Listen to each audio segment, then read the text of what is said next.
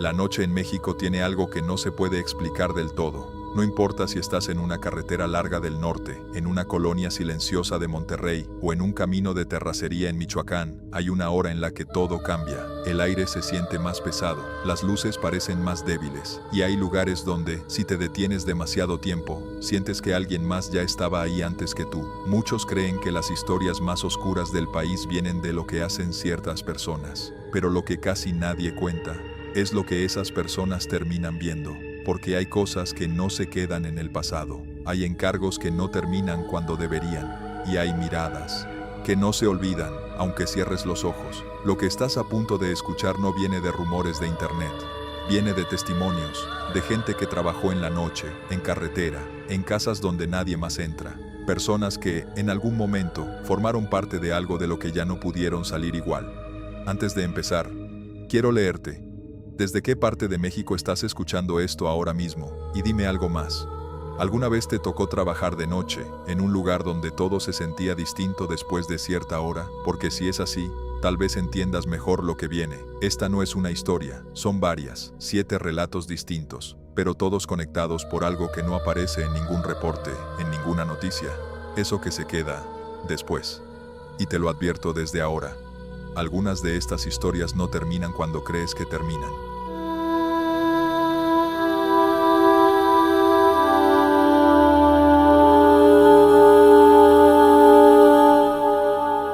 Historia 1. La última llamada antes del encargo. Me llamo Iván, y hace años trabajé como sicario en la periferia de Monterrey. No lo digo con orgullo, tampoco con intención de justificar nada. Pero si voy a contar esto, tengo que decirlo como fue. En ese entonces, yo era el más nuevo del grupo, el que todavía no hacía preguntas, y tampoco tenía derecho a hacerlas. Mi trabajo era simple, seguir órdenes, no equivocarme, y no pensar demasiado. La primera vez que algo no cuadró, fue una noche entre semana. No era un operativo grande, era uno de esos encargos rápidos, según nos dijeron. Llegar, hacer lo que ya saben, y salir sin hacer ruido, nada fuera de lo normal. Pero antes de salir, me pasó algo que hasta hoy no he podido explicar. Estábamos en la camioneta, estacionados en una calle poco iluminada, el motor apagado, solo se escuchaba el zumbido lejano de un transformador y uno que otro perro ladrando a lo lejos. Yo revisaba mi celular, más por costumbre que por necesidad. Entonces, entró una llamada, número desconocido, no era raro. En ese ambiente, muchas veces te contactaban así, pero había algo, no sé, algo que me hizo dudar antes de contestar. Aún así, lo hice. Bueno, al principio no se escuchó nada, solo una respiración leve, muy cerca del micrófono. Pensé que era una broma o una mala señal. ¿Quién habla? Entonces escuché una voz, pero no era una voz alterada, ni amenazante. Era tranquila, demasiado tranquila. No vayas. Eso fue todo. No dijo mi nombre, no explicó nada, no volvió a hablar. La llamada se cortó. Me quedé mirando la pantalla unos segundos. El número seguía ahí, pero cuando intenté devolver la llamada, ya no existía. Literal, marcaba como número inválido. Guardé el celular. No dije nada. En ese mundo, decir que algo te dio mala espina no era buena idea. Arrancamos. Durante el trayecto, todo fue normal. Nadie hablaba mucho, solo instrucciones cortas, revisiones rápidas, el típico ambiente tenso pero controlado.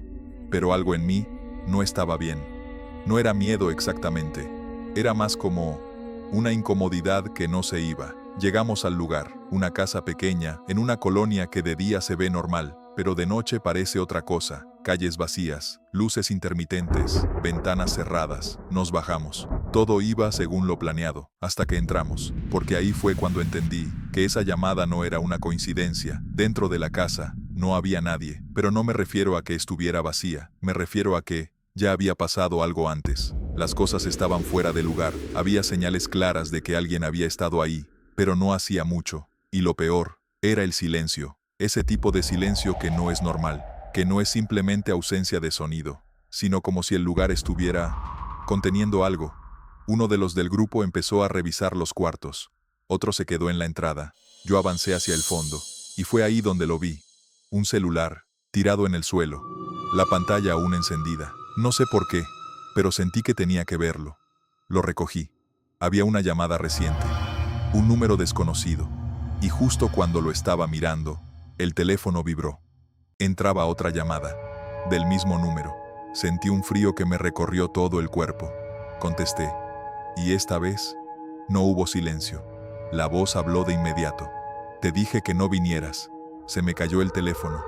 No recuerdo exactamente qué pasó después. Solo sé que algo en mí se rompió esa noche.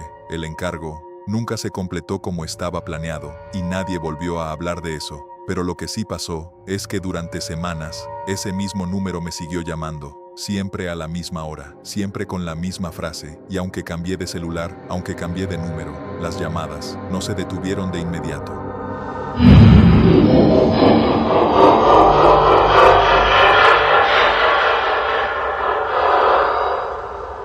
Historia 2. El retrovisor que no dejaba de reflejarlo.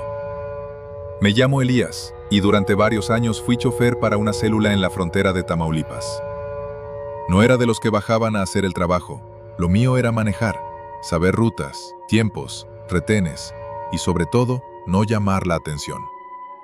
En ese tipo de trabajo uno aprende rápido que el camino no solo es peligroso por lo que puede pasar, sino por lo que ya pasó ahí antes.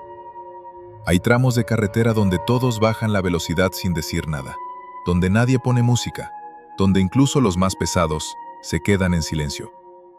Yo siempre pensé que eso era puro cuento, hasta que me tocó vivir lo mío. Era un traslado sencillo. Íbamos 2 camionetas. Yo iba adelante, marcando ruta. Carretera larga, de esas que parecen no terminar nunca. Puro monte seco, postes de luz mal alineados. Y esa sensación de que si te detienes, nadie va a pasar en horas. Todo iba normal, pero después de unos kilómetros, noté algo en el retrovisor. Al principio fue apenas un reflejo raro. Pensé que era la luz de la camioneta de atrás o alguna irregularidad del vidrio. No le di importancia, pero unos minutos después volvió a pasar. Esta vez más claro, como si algo no encajara en la imagen. Miré mejor. El asiento trasero estaba vacío. Yo sabía que estaba vacío. Habíamos revisado todo antes de salir. Aún así, había algo, una forma, no definida, no clara, pero tampoco era una sombra cualquiera. Era como si alguien estuviera sentado ahí, pero sin ocupar completamente el espacio. Respiré hondo. Me dije a mí mismo que era el cansancio, la carretera, la tensión. Seguí manejando, pero ya no dejé de mirar el retrovisor. Y ahí fue cuando empezó lo peor, porque esa forma empezó a volverse más clara, no de golpe, poco a poco. Primero una silueta, luego algo parecido a un hombro, después una cabeza inclinada hacia un lado. Sentí cómo se me secaba la boca. No quería voltear directamente. En este tipo de cosas, uno siente que si lo hace, ya no hay vuelta atrás. Entonces hice lo único que pude. Ajusté el espejo, como si estuviera mal acomodado, pero no cambió nada. Seguía ahí. Y entonces, la figura hizo algo. Se movió. No fue un movimiento brusco, fue lento, como alguien que lleva mucho tiempo sin moverse. Se enderezó un poco y levantó la cabeza. Ahí fue cuando vi su reflejo más claro. No voy a describirlo con detalles, pero puedo decir esto. No era alguien que estuviera vivo. No por cómo se veía, sino por cómo no encajaba con nada de lo que debía estar ahí. Sentí que me faltaba el aire. Apreté el volante. La carretera seguía igual, recta, vacía, pero dentro de la camioneta ya no estaba solo. Quise hablar por radio, decir algo, pero cuando tomé el comunicador, escuché interferencia. Y luego, una voz. No la de mi compañero, no la de nadie del convoy. Era baja, como si viniera de muy lejos, o de muy cerca al mismo tiempo. No iba solo esa noche. Se me heló todo el cuerpo. Miré otra vez el retrovisor, y la figura ya no estaba sentada, estaba más cerca. No sé cómo explicarlo, pero ya no ocupaba solo el asiento trasero. Era como si estuviera inclinándose hacia adelante, hacia mí. Fue ahí cuando ya no aguanté. Bajé la velocidad de golpe. La camioneta de atrás casi me alcanza. Encendí las luces interiores. Volteé. No había nadie, nada. El asiento vacío, como debía estar. Respiré, como si hubiera salido del agua. Volví a mirar el retrovisor. Nada. Seguí manejando. Nadie dijo nada por radio, pero cuando llegamos al punto, el otro chofer se me acercó. No parecía normal. Me miró y me preguntó algo que hasta hoy no olvido. Oye, ¿tú también lo viste? No respondí de inmediato. Él siguió. En tu camioneta, atrás, sentí un golpe en el pecho. ¿Qué cosa? Se quedó callado unos segundos y luego dijo, a alguien que no subimos. Esa noche no hablamos más del tema, pero desde entonces hay algo que nunca volví a hacer. Nunca volví a confiar en lo que refleja un retrovisor de noche.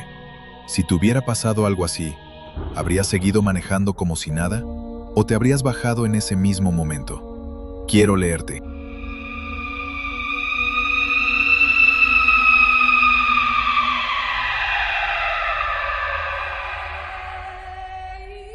Historia 3. La casa donde nadie debía quedarse a dormir. Me llamo Martín, y durante un tiempo trabajé como vigilante en una casa de seguridad en Culiacán. No era un lugar cualquiera. Por fuera, parecía una casa más de colonia. Pintura desgastada, portón metálico, ventanas siempre cerradas, pero por dentro era otro ambiente. Siempre había movimiento, gente entrando y saliendo, radios sonando, órdenes que no se cuestionaban. A mí me tocaban los turnos de noche, y al principio, todo era rutina: revisar cámaras, dar rondines, asegurar puertas, no hacer preguntas. La casa tenía varias habitaciones, pero había una, al fondo del pasillo, que siempre permanecía cerrada.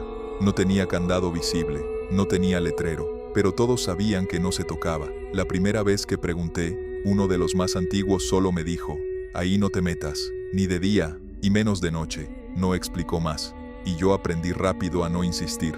Durante semanas, todo siguió igual, hasta que empezaron los detalles, pequeños pero constantes. Primero, el sonido. Cada madrugada, más o menos a la misma hora, se escuchaba algo en ese pasillo. No eran pasos claros, era más bien como un roce, como si alguien caminara descalzo, arrastrando ligeramente los pies. La primera vez que lo escuché, pensé que alguien del grupo estaba despierto. Fui a revisar. El pasillo estaba oscuro, las luces de sensor no se activaron y la puerta seguía cerrada. Regresé al monitor, las cámaras no mostraban nada fuera de lo normal, pero esa sensación se quedó. Luego vino el segundo detalle. Una noche, mientras hacía rondín, noté que la puerta estaba entreabierta.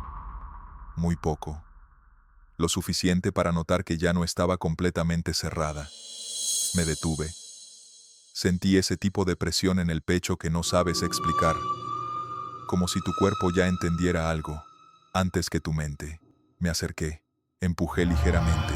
La puerta se abrió con un sonido seco. Adentro, no había nada especial. Una habitación vacía, sin muebles, sin ventanas abiertas. Solo una veladora apagada en una esquina, y manchas oscuras en el piso que ya habían intentado limpiar. No entré completamente, solo miré desde la puerta, y entonces, lo sentí, el cambio de temperatura. El aire ahí dentro era más frío, no como aire acondicionado, sino como un frío viejo, estancado. Cerré la puerta, y esa noche, no volví a pasar por ese pasillo. Al día siguiente, comenté lo de la puerta. Nadie respondió, pero uno de los más antiguos me miró, y negó con la cabeza, como si yo hubiera hecho algo que no debía. Después de eso, las cosas empeoraron. El sonido ya no era solo en el pasillo. A veces, se escuchaba dentro de la casa, muy leve, como alguien moviéndose despacio, cuando todos estaban dormidos. Y luego, vinieron las cámaras. Una madrugada, revisando monitores, vi algo, en la cámara del pasillo. La puerta se abrió sola, no de golpe, lento, como si alguien la empujara desde adentro. Sentí que la piel se me erizaba. Me acerqué más a la pantalla, y entonces, apareció. No completamente, no como una persona normal, era más bien una forma, algo que se asomaba desde la oscuridad del cuarto, hacia el pasillo. Se quedó ahí unos segundos, sin avanzar, sin hacer ruido, y luego, se retiró. La puerta se cerró. Yo no me moví, no fui a revisar, no dije nada, pero esa noche, no volví a quitar los ojos de esa cámara. A la mañana siguiente, pedí que me cambiaran de turno. No di explicaciones. No hacía falta. Porque uno de los que llevaba más tiempo ahí Me dijo algo antes de irme. Esa casa no era para quedarse a dormir. Me quedé en silencio. Y él añadió, ahí trajeron a alguien que nunca se fue. No pregunté más. No quería saber detalles. Pero desde entonces, hay algo que no puedo olvidar. Porque a veces, cuando paso por colonias viejas y veo casas con ventanas cerradas todo el tiempo, recuerdo ese pasillo y ese sonido de alguien que nunca dejó de caminar ahí adentro.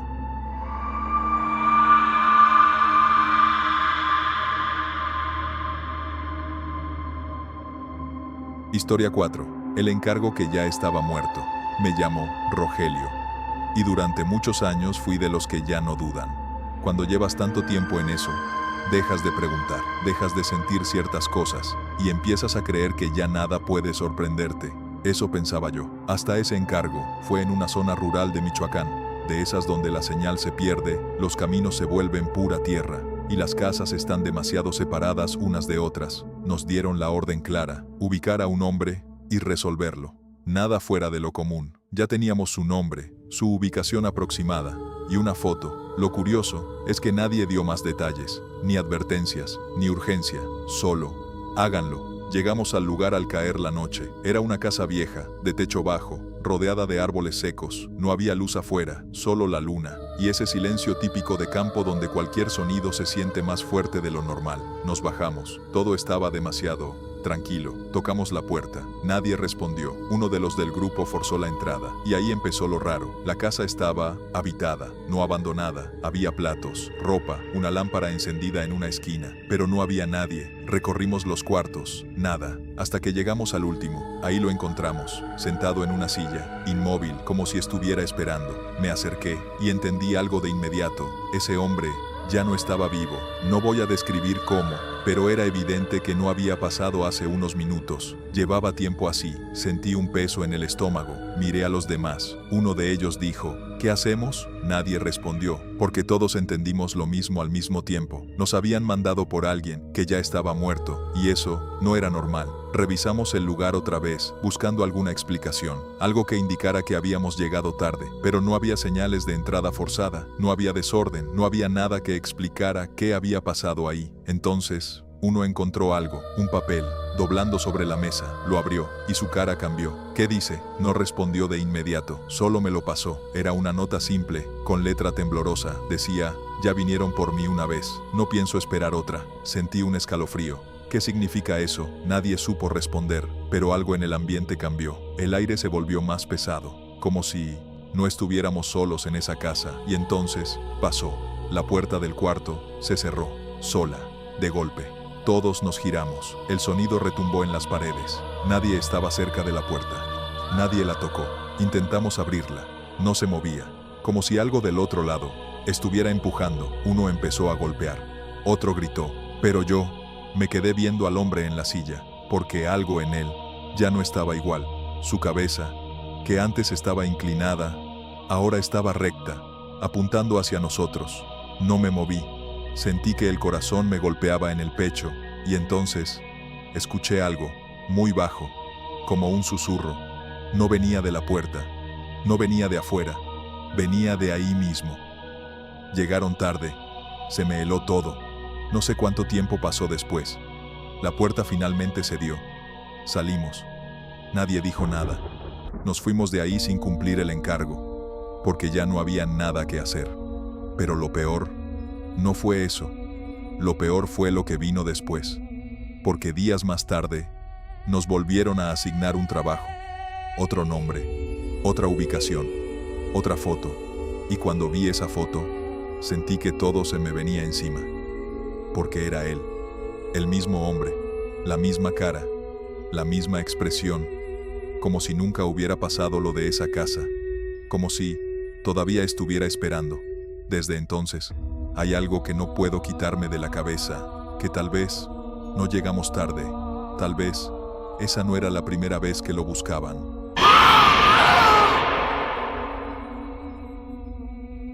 Historia 5. La voz en la radio de la camioneta. Me llamo Sergio, y durante varios años fui conductor en convoy, moviéndonos entre Sonora y parte de Chihuahua. No era un trabajo sencillo, había reglas claras, no detenerse donde no se debe, no cambiar rutas sin aviso, y sobre todo, siempre mantener comunicación por radio. La radio era lo único que te mantenía conectado con los demás. En esas carreteras, donde el celular no sirve, esa voz al otro lado te daba cierta tranquilidad. Hasta esa noche. Íbamos 3 camionetas. Yo iba en medio. Carretera larga, completamente oscura, sin más luz que los faros y uno que otro reflejo lejano en los cerros. Todo iba normal. Comunicación constante. Chequeos cada cierto tiempo, nada fuera de lo habitual. Hasta que empezó la interferencia. Primero fue leve, un ruido estático, como cuando alguien cambia de frecuencia sin avisar. ¿Copian?, pregunté. Claro, adelante, respondió el de adelante. Todo bien. Pero unos minutos después, volvió. Esta vez más fuerte. El radio crujió. Las voces se distorsionaron. Cambio. Se escuchó cortado. Golpeé ligeramente el aparato.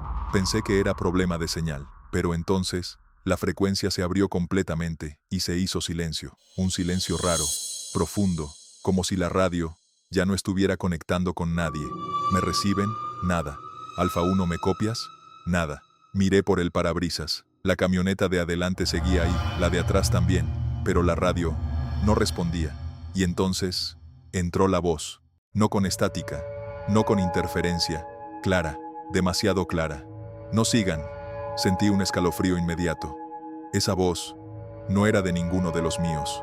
No tenía el tono, ni la forma de hablar, ni la seguridad. Era distinta.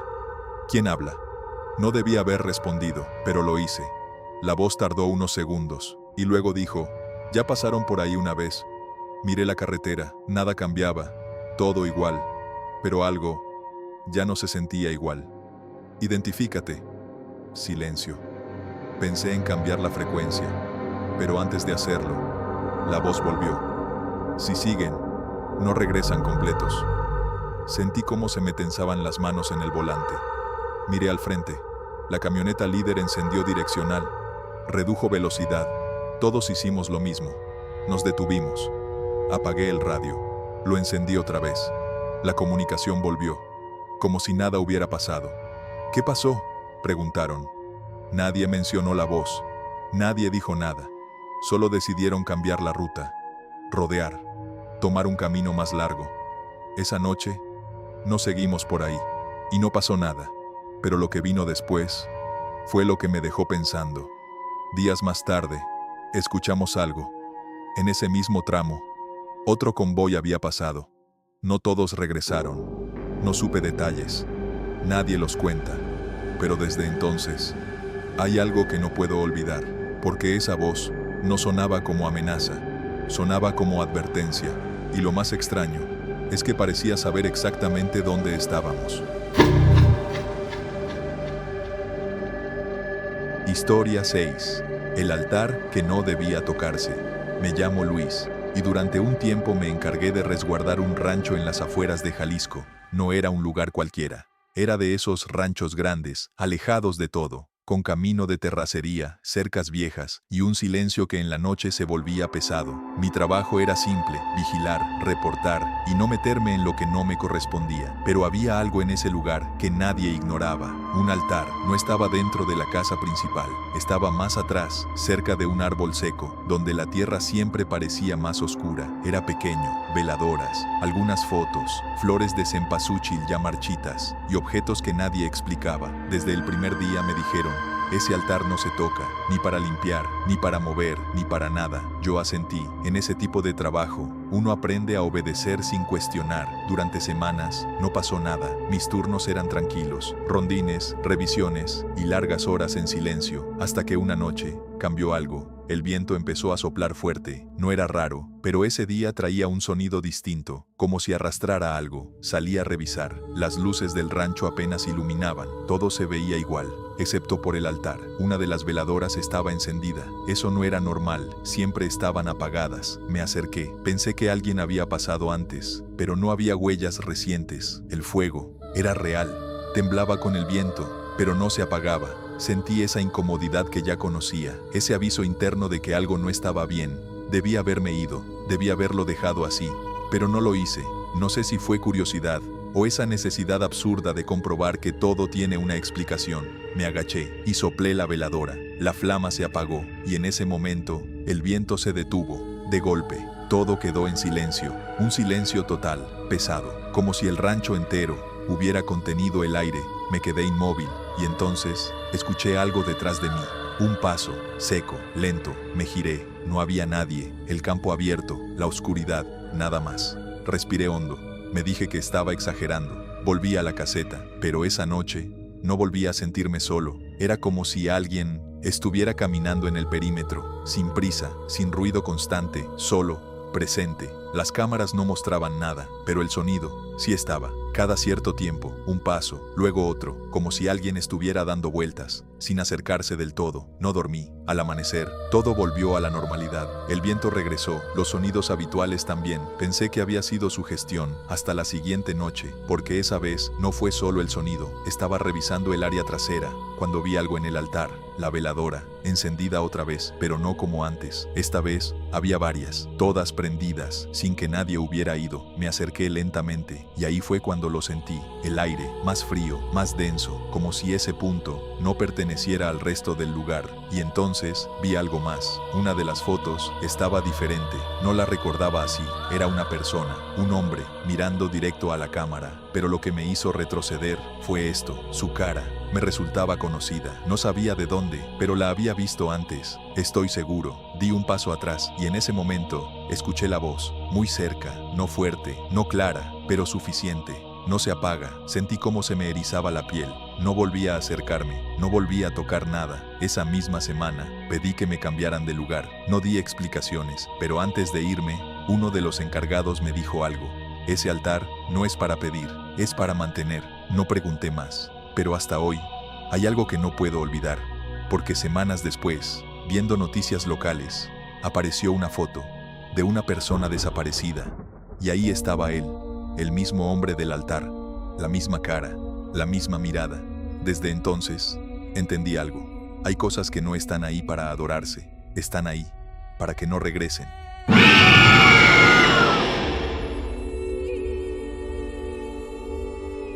Historia 7. La ruta que siempre cobraba algo a cambio. Me llamo Arturo, y durante años manejé rutas entre Chihuahua y zonas del desierto donde no hay más que carretera y silencio.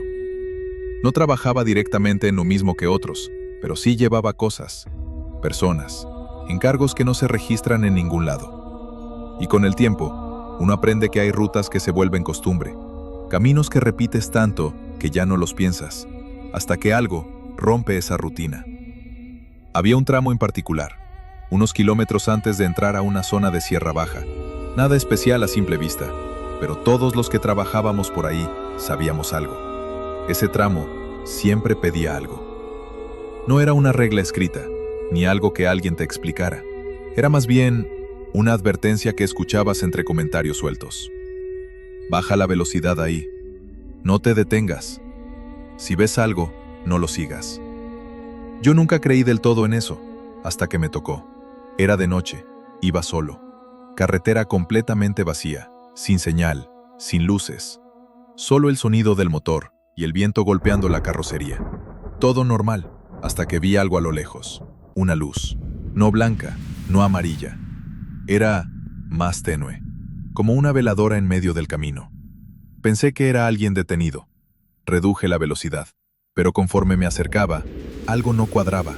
No había vehículo, no había persona, solo esa luz, en medio del asfalto. Me detuve a unos metros. No debía haberlo hecho, lo sé ahora, pero en ese momento, lo hice. Apagué el motor. El silencio cayó de golpe. Salí de la camioneta. El aire estaba frío, demasiado frío para esa zona. Caminé hacia la luz, y ahí fue cuando la vi bien. Era una veladora, encendida, sobre el suelo, sin protección contra el viento, sin nada alrededor. Me agaché, y entonces escuché algo. No un sonido claro, más bien varias respiraciones, muy leves, como si alguien estuviera alrededor, sin dejarse ver. Me quedé inmóvil.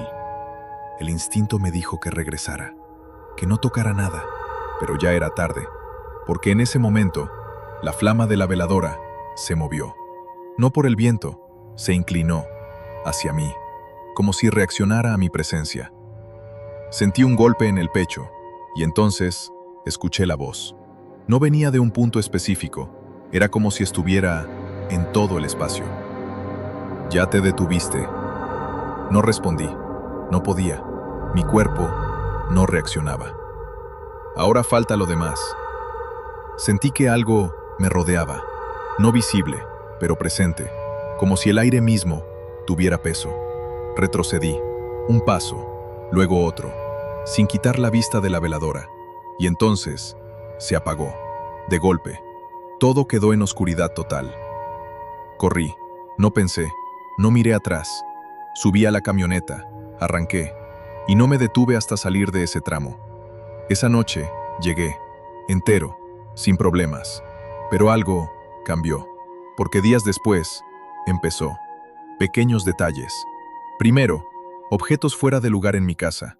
Luego, ruidos en la noche, pasos, donde no debía haber nadie. Y después, sueños. Siempre el mismo. La carretera, la veladora, la voz.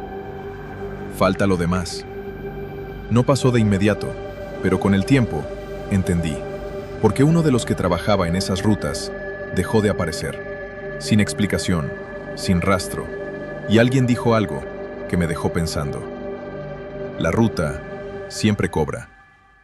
No supe si era coincidencia, no quise saber. Pero desde entonces, hay algo que nunca volví a hacer. Nunca más me detuve en ese tramo. Y cuando paso cerca, ni siquiera bajo la velocidad. Porque hay lugares donde el error no es lo que ves, sino el simple hecho de detenerte. En México, la noche no es solo oscuridad, es memoria. Es silencio cargado de historias que no se cuentan, pero que siguen ahí. En carreteras que cruzan el desierto, en casas donde las luces nunca se encienden del todo, en radios que a veces captan algo que no debería estar, y en personas que han visto cosas que no pueden olvidar. No importa el oficio, no importa el lugar, hay momentos en los que la realidad se abre un poco y deja pasar algo más. Algo que no siempre viene a hacer daño, pero que tampoco está ahí por casualidad. Tal vez son advertencias, tal vez son culpas, tal vez son recuerdos que no se van. Pero si algo tienen en común todas estas historias, es que nadie salió igual después de vivirlas. Y ahora te toca a ti. Después de escuchar todo esto, ¿tú qué crees que eran? ¿Advertencias, coincidencias o algo más? Si alguna vez te pasó algo parecido, quiero que lo cuentes aquí abajo. Y dime también, ¿qué historia te dejó más inquieto esta noche? Porque a veces, lo más aterrador no es lo que pasa, sino lo que se queda contigo después.